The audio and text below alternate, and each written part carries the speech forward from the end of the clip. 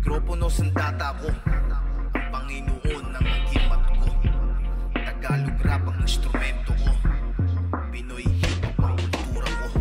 Kaya ibahin mo ang katulad ko, nag-iisa walang katulad to. Aanhin ang lupit mo, kung hindi mo kaya ang angas ko. Ciao. Zargon, paano naging Zargon ang David? Sa isang games lang. Naghanap lang kasi ako ng malapit sa Dragon, Zargon. You're now a celebrity with a cult following dito sa Europe as an underground rap artist. Pero nagsimula yung storya mo sa Pilipinas. Taga saan ka muna sa Pilipinas? Batangas ako. Ilang taon ka nung lumipat ka dito sa Italy? 15 o 16. Anong buhay mo sa Philippines before? Nag-aaral din, tapos nagloko na, hindi na ako nag-aaral.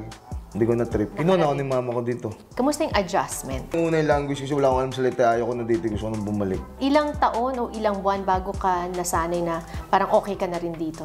1 taon, mga ganun, 1 taon. Anong unang Italian word na natutunan mo? Bafanggulo.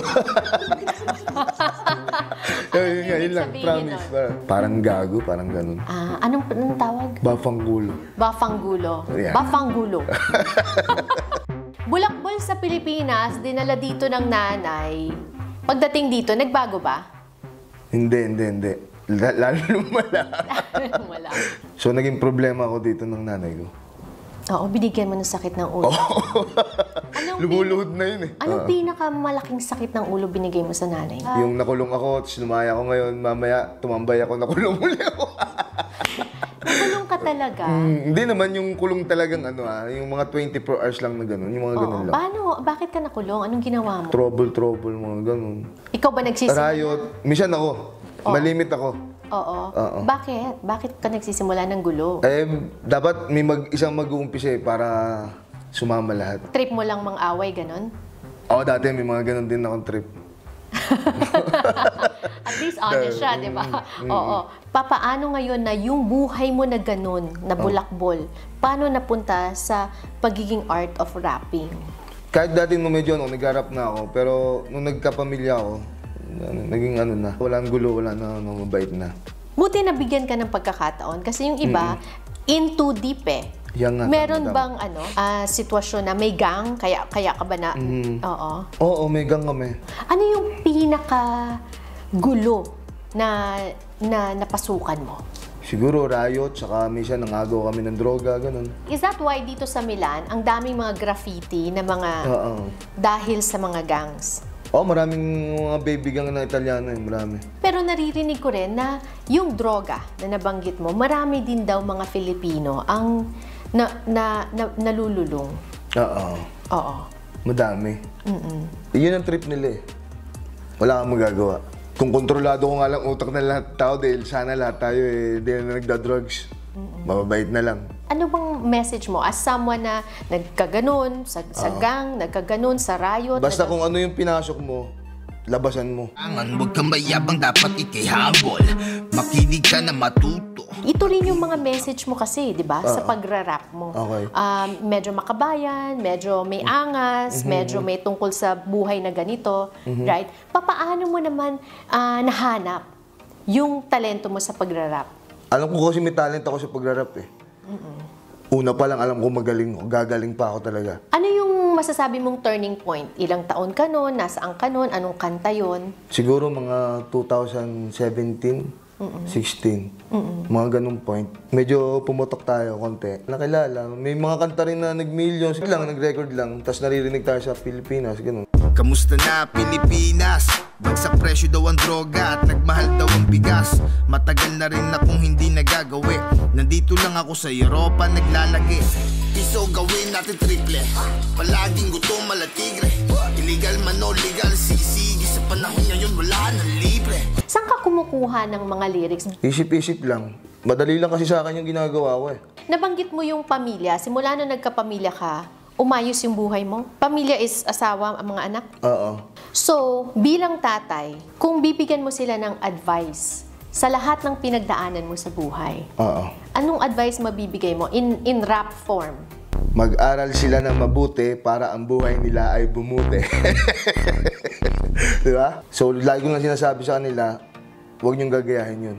Lalo na ako. Huwag nila akong panoorin, huwag nila akong ganun. Pero makikita rin naman nila yan balang araw eh. Yes, makikita din Pero nila. at least, ginagabayan ko sila sa tama. Oo. Saka nandun lang naman ako sa tabi nila eh. Pero kamusta naman ngayon yung relationship mo sa nanay mo na binigyan mo ng sobra-sobrang sakit? Mabait na tuwa na sa akin ngayon yun. Walang makakatumba sa isang ina. I love you, ma'am. Ako ay Pilipino sa isip at sa salita, pero paminsan-minsan ay kulang sa gawa. Sa Pilipinas, doon ako ay isinilang. Proud ako kasi wala akong pagpipilian. Masisipag pero mga walang asenso. May pinag-aralan pero walang trabaho. Nagkalat ang mga pulubi sa daan. Pag may pera, may karapatang kang Magtapang! mismo. What have you sacrificed so far to get to where you are? Madami na akong sinakripisyo. 20 years na ako nagrarap eh. Oo. Ano-ano Yung na kanta ko nga, mag-1,000 na yata. Lampas na. Di ba? Puro sacrifice yun. Hindi ako tumigil. Sacrifice lang. Sa iba, mahirap yun eh. Mahirap gumawa ng kanta. Oo Oo. Kasi full-time ka, di ba? Na, Magtatrabaho din ako. anong trabaho mo on the side? Sa warehouse. Kamusta naman pagtatrabaho sa warehouse? Okay naman. Ngayon wala akong trabaho eh. Ayaw ko na magtrabaho. Gusto mo na lang mag-rap? Kamusta ka naman bilang tatay? Hands-on ka ba? Oo, ako lahat naggalaga dun. Oo. Ako nagpapaano dun. Nagpapatulog, gano'n.